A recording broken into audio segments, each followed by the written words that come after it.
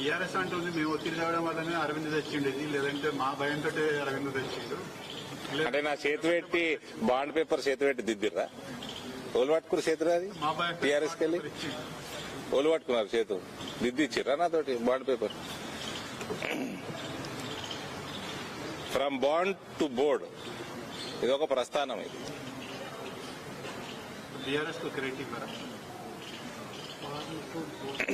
Bond realisation అయింది.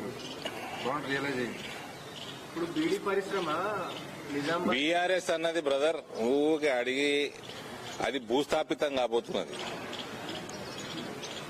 భూస్థాపితమయ్యే సమితి అది. దాని గురించి ఊకే అడిగి మాట్లాడి కూడా టైం వేస్ట్.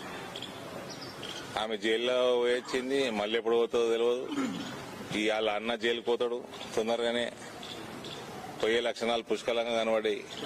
అయినా ఈ సంక్రాంతి నాడు ఊకే బీఆర్ఎస్ అని బేవకూఫ్ల గురించి అడుగుతామే బ్రదర్. పరిశ్రమ అనేది నిజామాబాద్ జిల్లాలో ఒక కుటీర పరిశ్రమ లెక్క ఉన్నది. అయితే ఈ పసుపు బోర్డు రావడం వల్ల ఆల్టర్నేటివ్ ఎట్లా మారుతుంది అంటే వాళ్ళు ఈ పసుపు అంటే ఉపాధి, వాళ్ళకు ప్రయోజనం ఏంటి? ఉపాధి. End of the day it is an income, alternate source of income. తంబాకుది యొక్క ఫ్యూచరు బ్రైట్ కనబడతలేదు. For various health hazards, international sanctions. కాబట్టి వాళ్ళకు కూడా ఆల్టర్నేట్ సోర్స్ ఆఫ్ ఇన్కమ్, మంచి బలమైన సోర్స్ ఉంటే ఆ ఏరియాకి, అక్కడ ఉన్న లోకల్ ఎకానమీకి చాలా మంచిది. ఏ ధైర్యంతో చిన్నప్పుడు బాండ్ అనిపించిందా ఆ రోజు సక్సెస్ చేస్తామని? పూర్తి నమ్మకం ఉండే, నాకు పూర్తి నమ్మకం ఉండే. ఇది కాంగ్రెస్ పార్టీ వాళ్ళకు గాని, ఈ బీఆర్ఎస్ పార్టీ వాళ్ళకు గాని,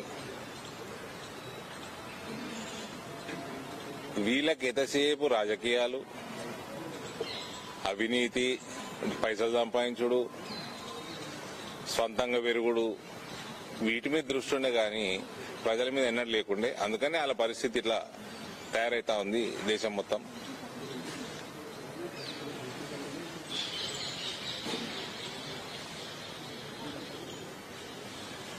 దేని అనుకుండే ముందు తీసుకుపోయి ఆయన స్పైసెస్ బోర్డులు తీసుకుపోయి ఆడ కోచింగ్ లేచారు. కేరళకి వెళ్ళి స్పైసెస్ బోర్డుకి 1% ఇన్కమ్ కూడా ఉండదు, తీసుకుపోయి ఆడ పెట్టి హెడ్ ఆఫీస్.